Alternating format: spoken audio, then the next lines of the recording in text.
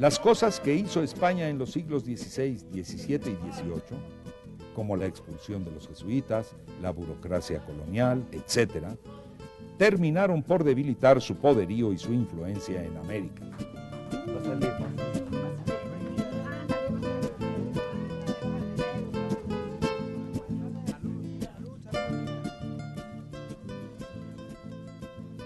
Podríamos decir que a España se le fue el tren de la historia. Sin duda, la Inquisición fue la causa más evidente del atraso de España y de la consecuente pérdida de sus dominios. El siglo XIX es, pues, el siglo de la ruptura política entre España y su ex imperio. ¡Salud! ¡Salud! Los poetas hispanoamericanos, patrióticos del siglo XIX, bordaban una y otra vez sobre el tema del cruel yugo español que las jóvenes naciones se habían sacudido. Acometed que siempre, de quien se atreve más, el triunfo ha sido. Quien no espera vencer, ya está vencido. Suya es la fuerza y el valor es nuestro. Nuestra será la gloria, pues lidiar con valor y por la patria es el mejor presagio de victoria. Todo anuncia que el momento ha llegado, en el gran libro del destino escrito, de la venganza al pueblo americano. Los críticos patriotas españoles se indignaban una y otra vez de que estos poetas malcriados insultaran a la madre patria en la lengua que ella les dio. El resultado fue que España acabó por ignorar los productos literarios hispanoamericanos. Fue España la que salió perdiendo.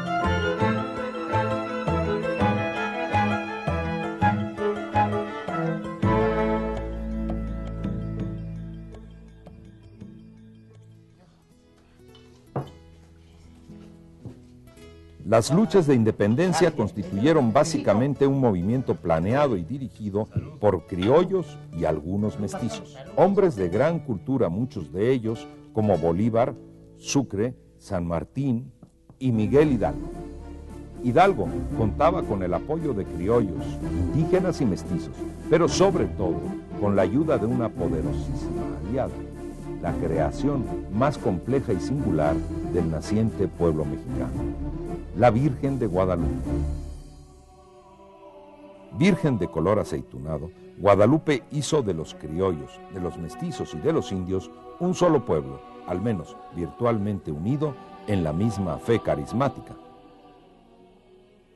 En la Nueva España, la Nueva Guadalupe se convirtió en la salvadora de la comunidad, en un símbolo de identidad y en la reserva de oxígeno espiritual que requería el México real en guerra contra el México legal. La Virgen no solo tenía rasgos indígenas, sino que era vista como una mujer de la nobleza nahua. Además, no se le apareció a los criollos, ni a los mestizos, sino a un indio, Cuautlatóhuac, Juan Diego, y para salvar y defender a su pueblo. La Virgen le habló en su lengua, dando a entender con ello que ese indio era un ser con alma y entendimiento, y que así sus hermanos de sangre no los tuviesen por fieras. Guadalupe, mediadora entre Dios y los hombres o entre Dios y los mexicanos, fue en realidad la mediadora entre el rey y los americanos.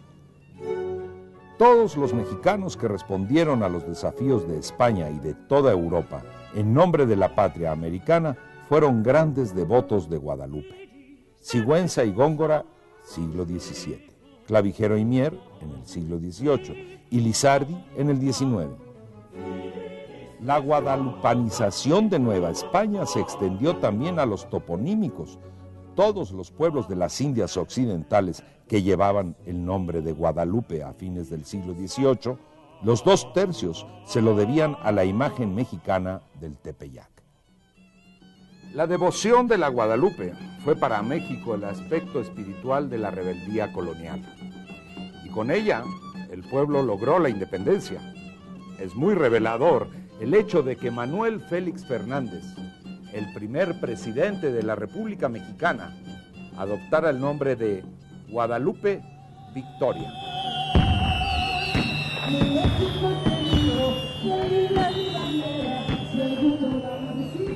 Como dijo Octavio Paz, la Nueva España nació, creció y se extinguió. La mató México.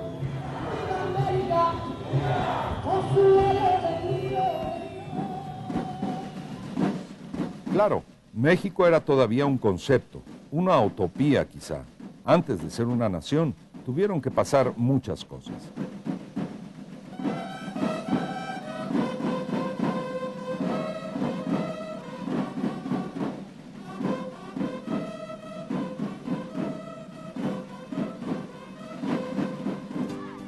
En los primeros 30 años de vida independiente, hubo 50 gobiernos diferentes, de los cuales el dictador Santa Anna estuvo al frente 11 veces, y solo en el año de 1833 el poder cambió de manos en 11 ocasiones. En estos años se ensayaron varios tipos de gobiernos, monarquías, república federal, república central, dictaduras, y casi todos producto de cuartelazos, golpes y autogolpes de Estado.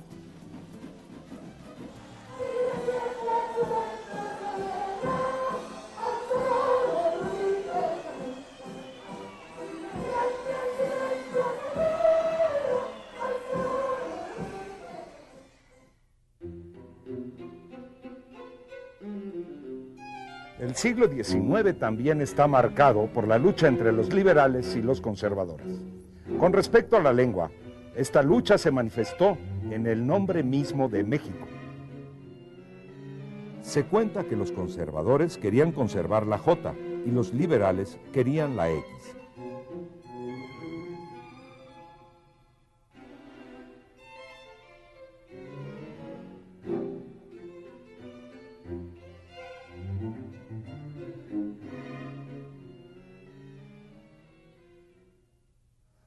México tuvo que aguantar varias situaciones. Por ejemplo, el desembarco de las tropas norteamericanas del general Taylor aquí en Veracruz en 1847 y la consecuente toma de la Ciudad de México, con la humillación de ver la bandera de los Estados Unidos ondulando en el zócalo de la capital, precisamente el día en que se conmemoraba la independencia.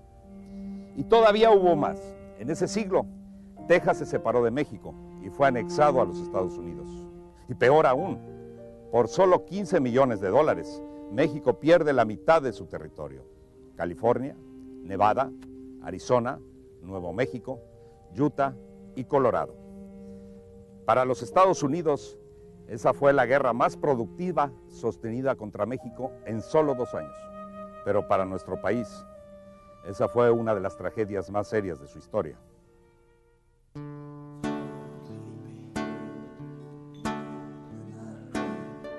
El nacimiento de las repúblicas hispanoamericanas, de tan enorme importancia en la historia política moderna, no tuvo mucha trascendencia desde el punto de vista de la historia de nuestra lengua. La situación a la que se había llegado en el siglo XVIII continuó en el XIX sin ninguna quiebra esencial. Y el día de hoy es básicamente una sola lengua la que se habla y se escribe en la ex metrópoli y en las ex colonias.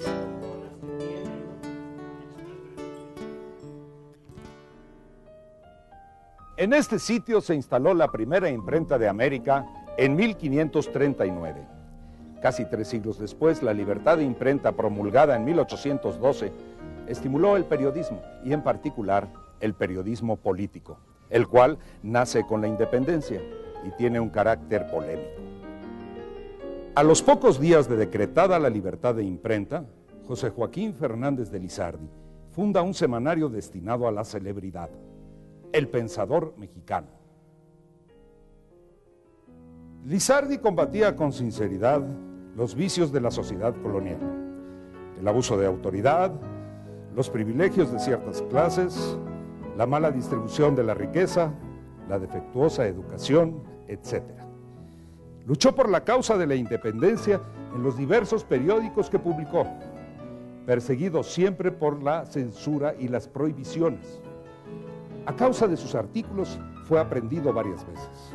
Su obra periodística de hondo sentido político y su actitud demoledora exhibe los males que enferman a la sociedad de su época, la cual reclama una transformación total. Lizardi sugiere en todos los tonos la necesidad de la emancipación. Sus escritos están dirigidos al pueblo y para despertarlo de su indiferencia le habla con sus propias palabras y usa ejemplos crudos y realistas. Es extraordinaria la fecundidad de este escritor, poeta, fabulista, dramaturgo, novelista, traductor y periodista.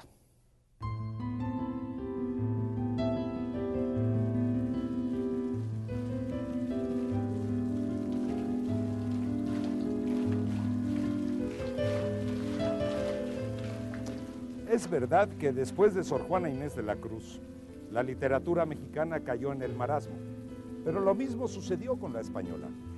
Sin embargo, además de la independencia política, América tenía una necesidad común, la independencia literaria. Bueno, antes que nada les agradezco su presencia en esta modesta casa. Muchas gracias, señor Oscar, por habernos invitado, de veras. Un placer. Tras una serie de peripecias políticas, a finales del siglo XIX, ocurre un movimiento literario a nivel continental destinado a revolucionar la literatura en lengua española y en particular la poesía. Se trata de la primera contribución original de Hispanoamérica a la literatura universal, el modernismo. Los poetas modernistas aceptan lo mismo elementos antiguos que modernos y se alimentan de todas las tendencias literarias que predominaron en Francia en el siglo XIX. Su característica esencial es el cosmopolitismo. Sus poemas son el claro reflejo de la naciente identidad. Son ellos los creadores de la nueva República de las Letras. El inicio de este movimiento se sitúa en 1888 con la aparición del Libro Azul del poeta nicaragüense Rubén Darío. ¿Qué les parece si iniciamos esta tertulia poética con don Manuel, ya que su voz es famosa para la poesía? ¿Qué nos va a leer esta noche, don? Gracias. Quiero leerles algo de Rubén Darío. Muy bien. Juventud, divino tesoro, ya te vas para no volver. Cuando quiero llorar, no lloro, y a veces lloro sin querer. Plural ha sido la celeste historia de mi corazón. Era una dulce niña en este mundo de duelo y aflicción. Mas a pesar del tiempo terco, mi sed de amor no tiene fin. Con el cabello gris me acerco a los rosales del jardín. Juventud, divino tesoro, ya te vas para no volver. Cuando quiero llorar, no lloro, y a veces lloro sin querer. Mas es mía el alba de oro. Bravo. Bravo. Salud por el maestro Poncelis. Salud. Don Felipe, ¿por qué no nos hace disfrutar con la poesía de José Martí? ¿Le parece bien? ¿Cómo no? Cultivo una rosa blanca en julio como en enero, para el amigo sincero que me da su mano franca, y para el cruel que me arranca el corazón con que vivo, cardo ni ortiga cultivo la rosa blanca. Qué maravilla. Maravilloso, maravilloso, exquisito realmente.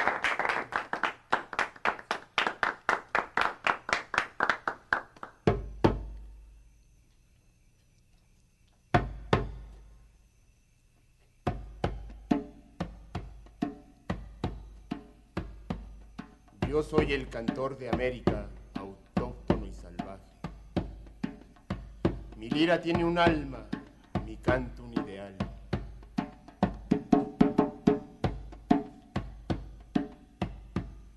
Mi verso no se mece colgado de un ramaje con un vaivén pausado de hamaca tropical. La sangre es española e incaico es el latido. De no ser poeta, quizás yo hubiera sido un blanco aventurero o un indio emperador. ¡Bravo! ¡Bravo!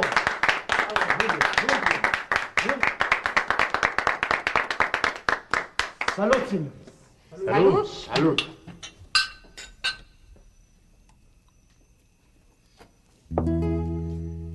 Tuércele el cuello al cisne de engañoso plumaje, que da la nota blanca al azul de la fuente. Él pasea su gracia nomás, pero no siente el alma de las cosas ni la voz del paisaje. Huye de toda forma y de todo lenguaje que no vayan acordes con el ritmo latente de la vida profunda. Y adora intensamente la vida. Y que la vida comprenda tu homenaje. Muy bien.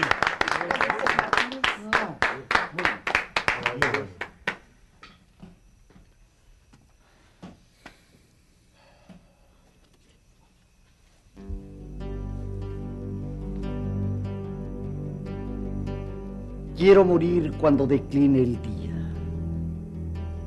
en alta mar y con la cara al cielo, donde parezca sueño la agonía y el alma un ave que remonte el vuelo. No escuchar en los últimos instantes, ya con el cielo y con el mar a solas, más voces ni plegarias sollozantes que el majestuoso tumbo de las olas. Morir cuando la luz triste retira sus áureas redes de la onda verde y ser como ese sol que lento expira, algo muy luminoso que se pierde. Morir y joven, antes que destruya el tiempo alere la gentil corona. Cuando la vida dice aún, soy tuya, aunque sepamos bien que nos traiciona.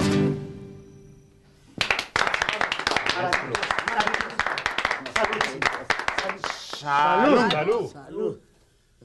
Óigame todo usted, que nadie se olvide de Cuba. Hermano, escuchen esto.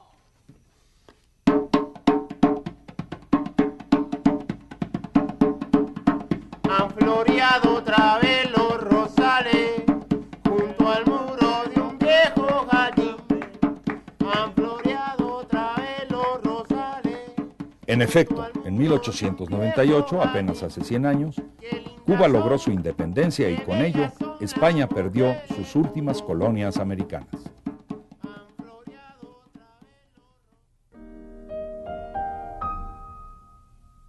La influencia francesa, sobre todo en la cultura, el arte y las costumbres, alcanzó su auge a finales del XIX.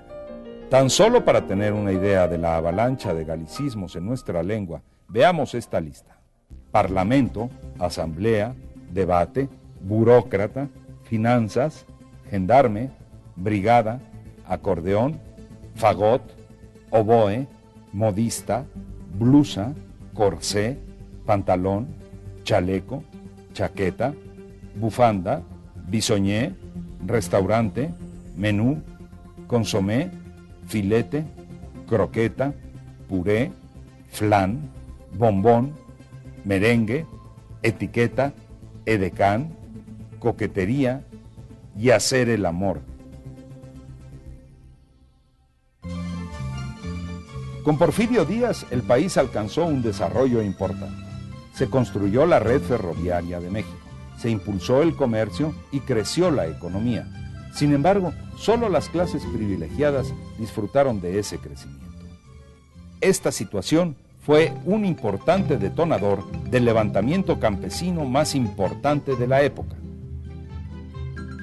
Estalló la primera revolución del siglo XX, la Revolución Mexicana.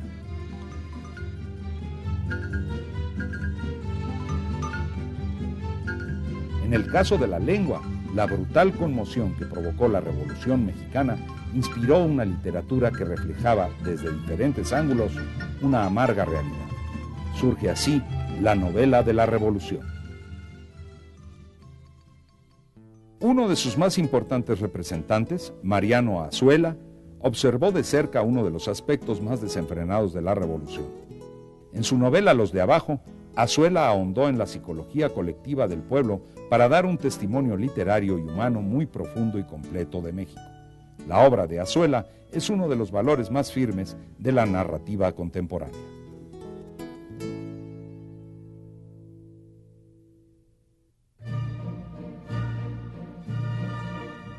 En 1928 surge la revista Los Contemporáneos, misma que generó uno de los movimientos literarios más interesantes de México. Sus más notables poetas fueron Carlos Pellicer, Javier Villaurrutia, Salvador Novo, Jaime Torres Bodet y José Gorostiza. La misión de este grupo fue, según Villaurrutia, la de poner a México en circulación con lo universal.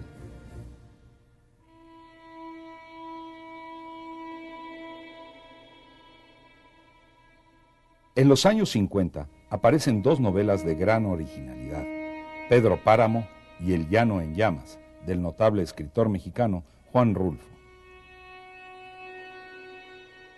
El mundo de Rulfo es el del medio rural del México agotado por la Revolución y la Guerra Cristera. Su originalidad radica en su visión mágica de la realidad en su verdad desolada y fatalmente sin esperanza, en el que el tiempo no transcurre y las almas de los muertos regresan a revivir sus recuerdos entre rumores y murmullos.